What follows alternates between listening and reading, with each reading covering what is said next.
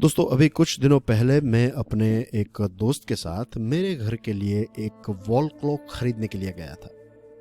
और जब हम वहाँ पर जा रहे थे तो हम बात कर रहे थे कि मेरी और मेरे दोस्त की जो आदत है वो ये है कि हम दोनों हाथ में रिस्ट वॉच पहनते हैं।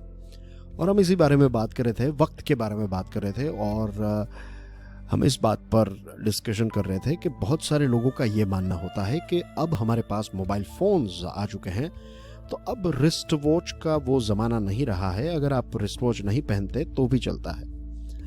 और मैं और मेरे दोस्त एक दूसरे को ये कह रहे थे कि देखिए, हमारी तो आदत है रिस्ट वॉच पहनना, मोबाइल फ़ोन तो हमारे पास है, लेकिन रिस्ट वॉच की जो एक आदत है उसका एक अलग ही मज़ा है और पंक्चुअलिटी के लिए भी काम आता है। और जो लोग टाइम मैनेजमेंट को थोड़ा इम्पोर्टेंस देते हैं उनके हाथों में तो रिस्ट वॉच होनी ही चाहिए। ऐसी हम बातचीत कर रहे थे। फिर एक और विचार दिमाग में आया कि एक मज़े की बात है कि हम समय को नाप सकते हैं, राइट, उसको गेज कर सकते हैं। हमें पता है कि वक्त क्या हुआ है, और दुनिया के किसी भी कोने पे चले जाइए, आप वक्त जो है उसको नाप सकते हैं।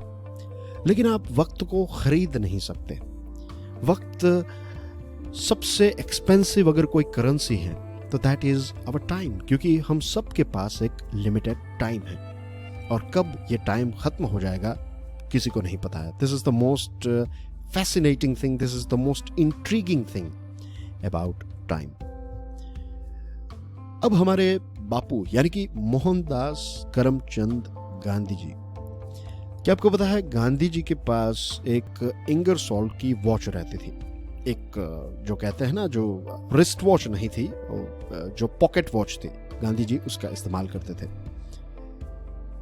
और शायद बहुत कम लोग इस बात को जानते होंगे, बट गांधी जी का जो पंक्चुअलिटी को लेकर एक व्यू पॉइंट था वो काफी रिलीजियस था। यस, गांधी जी पंक्चुअलिटी को रिलीजियन के साथ जोड़कर देखते थे। पता है क्यों?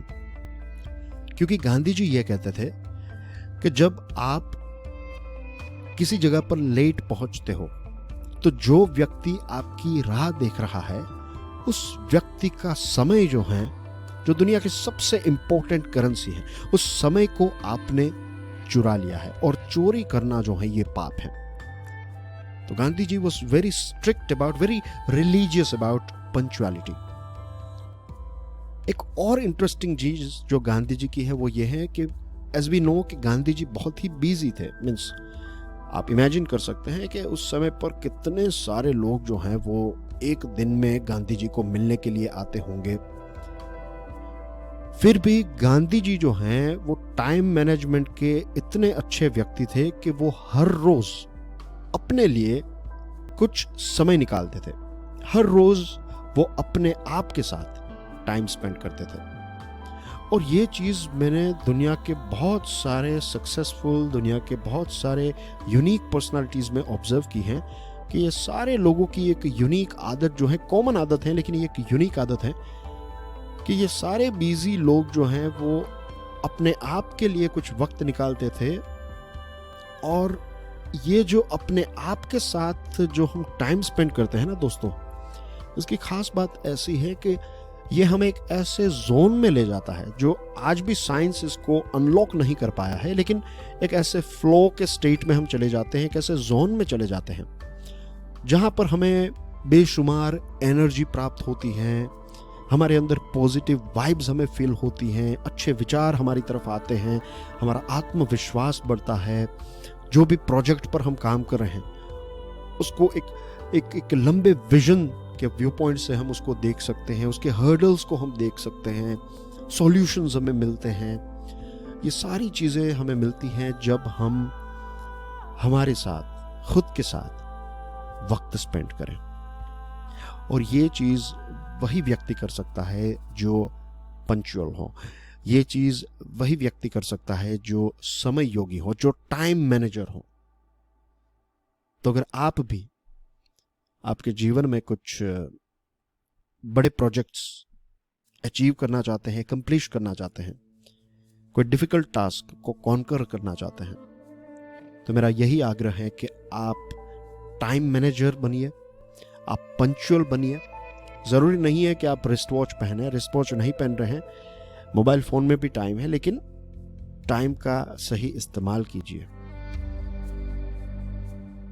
एक और इंटरेस्टिंग चीज बताना चाहता हूं, आपने ये भी चीज ऑब्जर्व की होगी कि जब से मोबाइल फोन सभी की जेब में आ चुके हैं तो अब वो वक्त भी चला गया, वो समय भी चला गया कि लोग जो हैं वो हमें पूछते थे कि भैया वक्त क्या हुआ बताइए ज़रा। उनके पास रिस्ट वॉच नहीं रहती थी, तो जिन लोगों के पास रिस्ट वॉच थी तो उनके हाथ को देखकर लोग पूछते थे कि टाइम क्या हुआ है, और थैंक यू कह के, धन्यवाद कह के चले जाते हैं। आज वो इंटरेक्शन तो चला गया, सभी के पास टाइम नापने का मशीन तो आ गया है, मोबाइल फ़ोन या फिर रिस्ट वॉच, लेकिन पंक्चुअलिटी जो है वो अभी भी उतनी अच्छी जो है वो नहीं हुई। इनफैक्ट जो व्यक्ति पंक्चुअल होता है वो माइनॉरिटी में होता है, बहुत कम ऐसे लोग होते हैं जो जेन्युइनली पंक्चुअल होते हैं। लेकिन यह भी बात सही है कि बहुत कम ऐसे लोग होते हैं जो बहुत ही खुश होते हैं, बहुत ही डिसिप्लिन्ड होते हैं। और मुझे लगता है कि डिसिप्लिन की शुरुआत जो है वो पंक्चुअलिटी से होती है। सोचिएगा आप इसके बारे में।